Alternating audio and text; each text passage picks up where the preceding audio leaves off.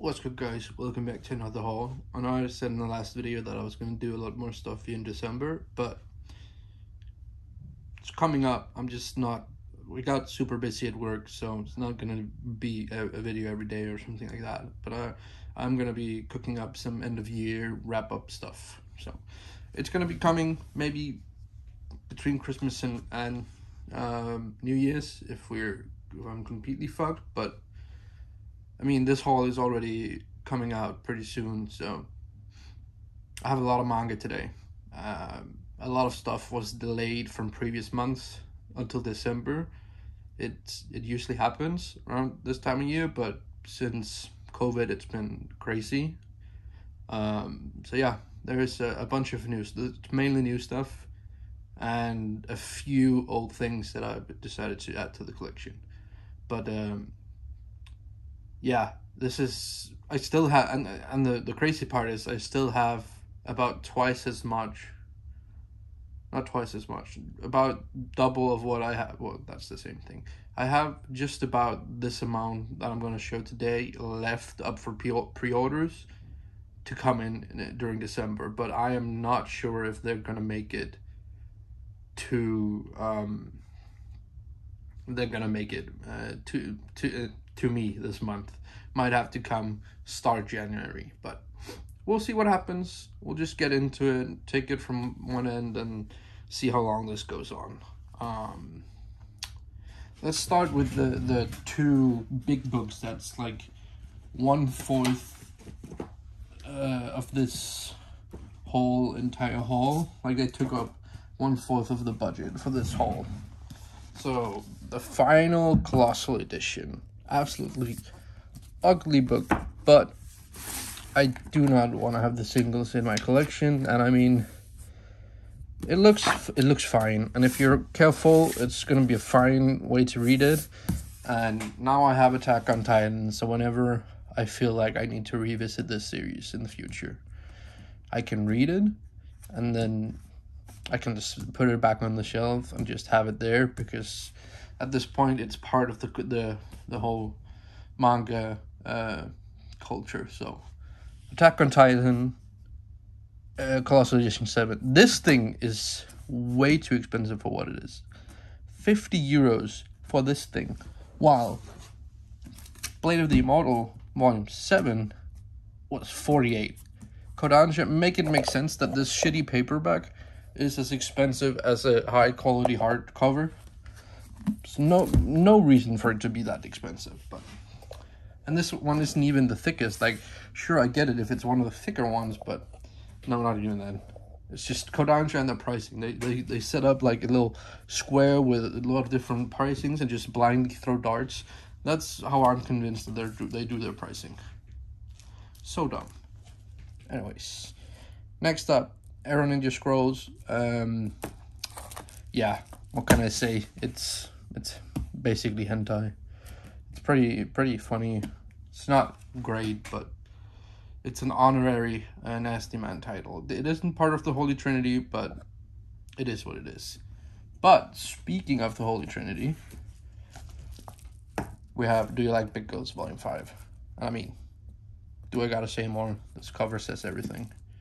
The back is actually quite tame, and yeah, there's a reason why these books are shrink wrapped and are by Ghost Ship. So pick up at your own discretion. I did not recommend any minors to be picking these things up, but if you're interested, these are good picks. Next up, Eden Zero Volume 19. It's kind of crazy how many volumes of the series are out there, and I still haven't read any of them. I watched the manga, and I know I love binging this, because I as I've said in all my other videos that feature this series, I'm a massive Hiro Mashima fan, so it's great, like, brain dead manga. I'm gonna like that. There you go, now you guys can see more. Sorry about that. Next up, a volume that's been way too long overdue. Colorless Volume 2. Like, I feel like everybody was hyped about Volume 1, and then they took forever to put this out there, and then it just kind of dropped off the face of the earth, but it was in my pre-order, so I'm going to be checking it out. And I mean, the quality is great. It's that like heavy white paper that they use for colorless, and they use it for dark, and they use it for some of the Champion Revengers, but it depends on the factory you get your volume from, so it is what it is. And I don't even know if this might have been produced in China, because this is the way the Chinese reprints feel for their other books. No, it was printed in Canada. Interesting. But yeah, Colorless Volume 2. I mean, the cover is absolutely badass. And they use color like throughout, like little hints, which is a great touch. A very great touch. They are kind of expensive though. 7 Seas and Yen Press and Kodansha have all increased their prices with a ridiculous amount. This is increased by like €1 or half a euro, but here we're talking like between €2 and €5 per book. So it's, you know, it is what it is, but it's also like they shouldn't be able to get away with increasing their prices beyond reasonable. Yes, increase your prices because, you know, it's what everybody's doing, and like times are tough, but don't try to squeeze too much money out of your fan base, because eventually people just won't buy your books. They'll go back to pirating or buying or using the cheapest digital alternatives, and yeah, it's just gonna be a pain in their own ass eventually. Next up, little guilty pleasure. Before I don't want to get hurt, so I'll max out my defense. I love a good little power fantasy. It's not an isekai, however it feels isekai because it's like that whole VR game genre, so it's a pretty fun read. There's a light novel, it's probably better, but I watched the anime and picked up the manga and didn't realize there was a light novel before like 2 volumes in, so the manga seems to be doing a fine job for me. It's a pretty fun little read. Next up is a new Yen Press title, Touring After the Apocalypse. So it's like you know, girls doing weird stuff. It's probably a good slice of life. I have no idea. I like the cover and I like the premise of exploring. I'm great, like very much into this whole like end of the world narrative.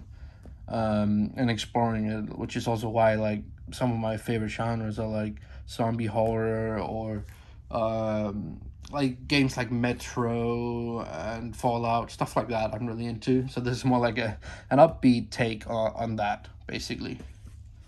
Next up is a I don't know, this is a new ecchi series, and I kind of stopped picking them up because a lot of them were the same and they're kind of expensive, but this one caught my eye, and it's You Like Me, Not My Daughter. And it's a regular 7 Seas, so it's just going to be a little spicy and more on the comedic side is my guess, but we'll see. I'm adding this to the ever-growing TBR box, which is... I finally got back into reading manga. I was in a big slump for a few months there, but I read like 2 volumes yesterday and a couple volumes the other day, and yeah, you know, it makes a difference just reading a bit here and there, even if it's not as much as I used to.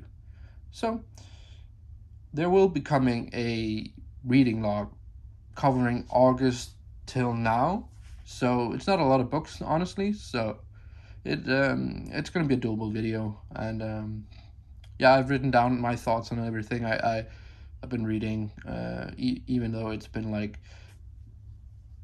a long time in between. So yeah, just stay tuned for that, and you know, I have some other like videos in the making.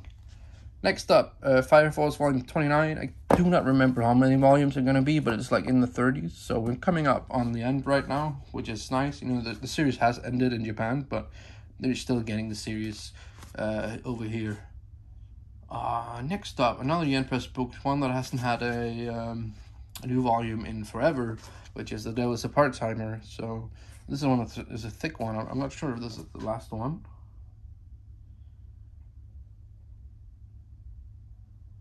See, so the back makes it sound like it's the last one, but I'm not sure it is the last one. I'd have to look into it, but I really enjoyed the first half of the manga that I read. And then I took a break, but I'm gonna get back to it eventually. It's one of my favorite comedy series, especially the season 1 of the anime. The season 2 didn't quite do it for me, but it did a good enough job at continuing the story. Miracle-chan, another comedy horror thing. I enjoyed the anime, so when I saw the manga when I went in Copenhagen earlier this year, I picked all of that up. So now I'm picking up the new volumes as they come out. Sorry. One of Square Enix's biggest flops, The Great Yahi Will Not Be Defeated. They took over a year to release volume 2 of this, so all hype this had with the anime completely died, and nobody talks about this. Nobody will ever talk about it. It's the worst like rendition of the whole of Iruma-kun. Iruma-kun is fantastic, and this is just not. The cover is absolutely beautiful though. Like, I mean, what can I say? And it has some cool characters, but the main character is absolutely fucking annoying, so it's got that going for it, I guess. Next up, classic JoJo's part 5, volume 6. There we go, part 5, volume 6. So 3 more volumes to go, and then we'll be getting into part 6. Kind of excited for that. Can't wait to see how they are gonna design those. Hopefully they choose a better bubble, because this pink one is just not it, but it is what it is.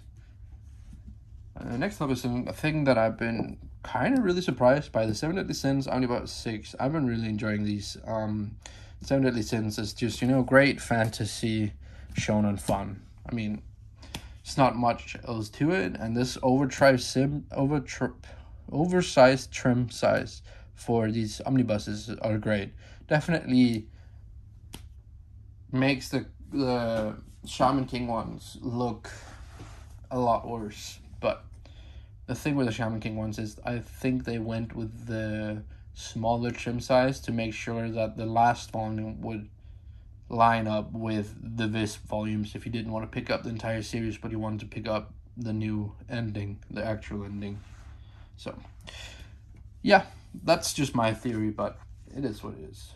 I'm gonna stop saying it is what it is. Sorry guys.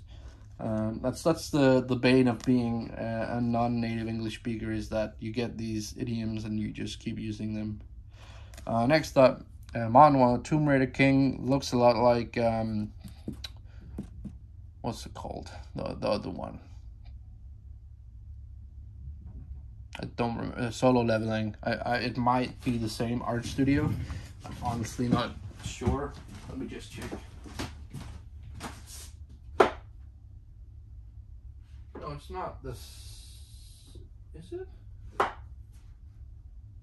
I'm not sure. It looks very much like the same art studio, but then again, they all kind of look the same.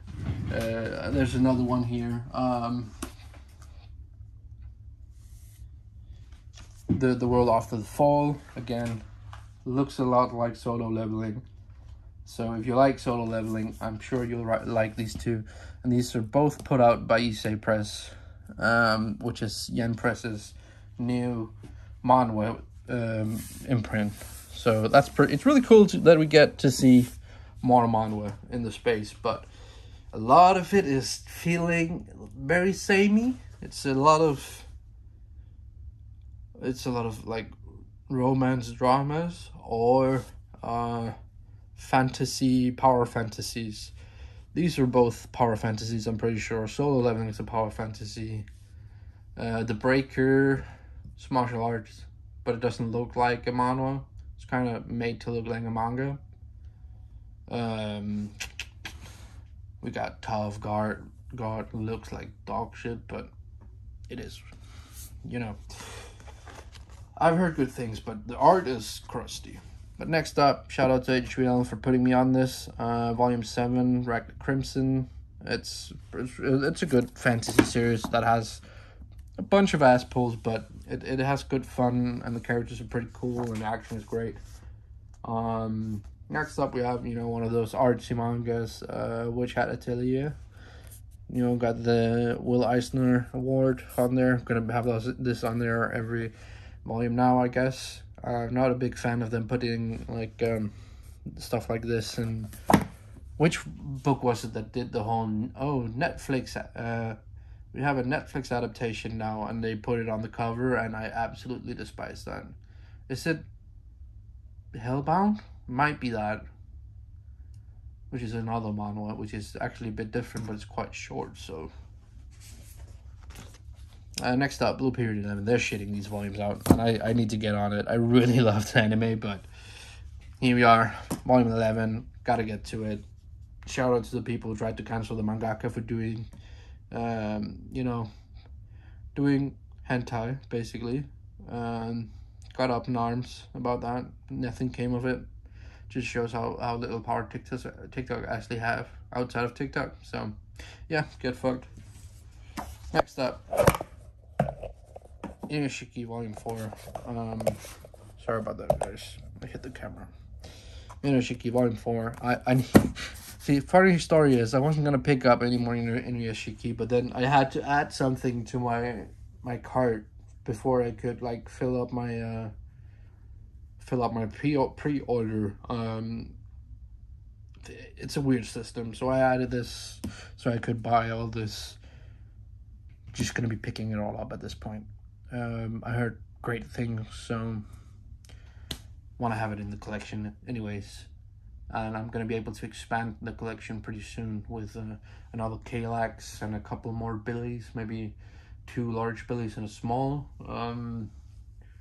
Yeah, it's gonna be great. I'm gonna be changing this whole setup because I'm gonna be moving this table and my TV and all that into a different room because we're renovating, but that's not here or there. It's just, you know, an update for future reference. Rent a Girlfriend 15, train wreck, want to see where it goes. I mean, cover looks cute. I do not know if this is a new character. I think it is. I just haven't been introduced to them yet, because it doesn't look like any of the characters that's already been introduced. Looks cute though. Ghost Reaper Girl Volume 3. I read Volume 1, haven't read Volume 2 yet, so gotta see where this leads. I liked Volume 1, it was a little sus, but it was pretty, like, open about being sus. Dragon Ball Super, Volume 17. Haven't read any of this, only watched the anime, but I picked up all of Dragon Ball, and, you know, gotta have Super then. Even considered buying up the fan manga for GT, but yeah, decided against it. Not that big a fan. But yeah, Dragon Ball Super Volume 17. Then we have The 100 Girlfriends Who Really Love You. Cute little edgy comedy rom-com. Probably wouldn't be picking this up if it came out now, just because I have too many of this specific genre. Like, these 3 shelves over here is basically filled with hentai, not a hentai, with Nasty Man and rom-com, and yeah, it's just getting a bit too much and too samey. But I'm going to be sticking with the ones I have. Probably not picking up any new ones though. Speaking of rom-coms, Kaguya-sama Volume 24 recently just ended, and sheesh, man, this is one of my favorite series. It is so good. The characters are amazing, and I mean, they could have kept going with this, you know. Maybe they will continue it in the future with like college or university, but this was a great ride, and not quite sure how many volumes are left, but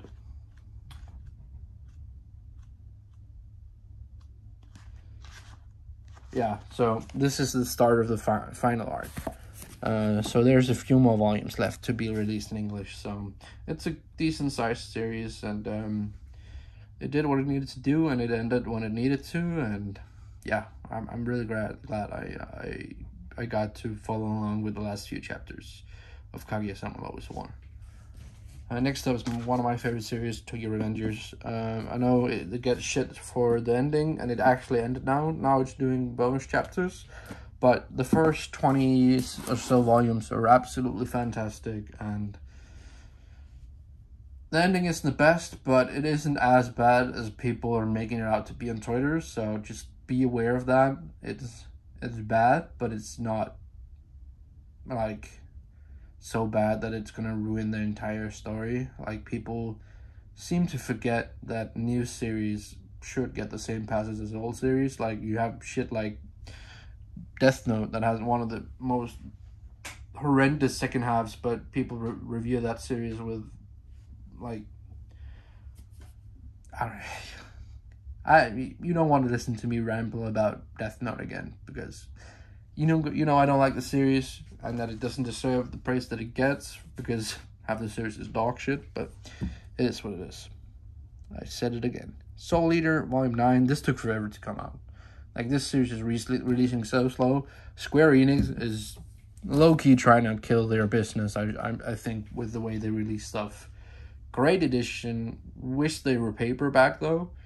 However, it's a good size for a hardcover. And, I mean, it uses great paper, and I can't wait to get into the series when it's all released. But hopefully Square Enix manga publishing doesn't keel over before that, but you never know. So picking them up as they come out, and they look great on the shelf. They're a bit heavy on the shelves, so be careful if you have very weak shelves that you don't warp your shelves, because that looks horrendous. Next up is the last manhwa, which is the crustiest of them all, Tower of God. This has a hardback release and a paperback release, and it's made by Webtoon themselves in collaboration with is it Crunchyroll? No, I'm not sure. But yeah, I mean, look at this art. It's compared to these two, this looks like it's made by a kid, which it might have been. I think it was just made by one guy, and might still be just made by one guy, but you know, you can overlook the art being bad if the story is good, but the anime did not make me super confident in this series. So I'm going to be picking them up as they come out. They're kind of expensive, but they're also pretty big and, you know, full color. It's a new publisher. I think they're going to kill themselves by doing the hardback and the paperback, kind of like Udon is doing, which has just been a complete shit show with not being able to put out the books. The hardbacks were supposed to come out first. Now all the paperbacks out, the hardbacks aren't out. There was a price increase, because why not? You know, let's increase the last few books with €5. I get the last one because it's thicker than the rest, but I don't know, kind of scummy in my opinion. But yeah, they can do whatever they want. If people want to buy their books, they're welcome to. Summertime Rendering is a great story. I didn't really enjoy the ending, but it wasn't the worst. Definitely seen worse endings out there, but it was a good ride. And if you're like me and don't want to support weird business ventures like the way Udon has done it so far, you can just watch the anime. But I would recommend picking up the books on sale if you can. They seem to be great quality, but I don't know, I'm just not a big fan with how they went about this release. Moving on, last 7 books are volumes 4 through 10 of Master Keaton. I pulled the trigger. I got a bonus from work and just decided to treat myself. Volume 11 and 12 are coming in the mail. They will not be showing up before after Christmas, is my guess. But yeah, now I have all the Naoki Urasawa works that are out in English that I wanted to own. hopefully we get to see some of his other stuff in print in English, but doubt it. But yeah, Naoki Urasawa did the art, and story is by someone else. However, he did take over, I can see, from volume 6. He did story as well. So yeah, can't wait to have this entire set. Gonna be looking great on the shelves, because these books are absolutely gorgeous.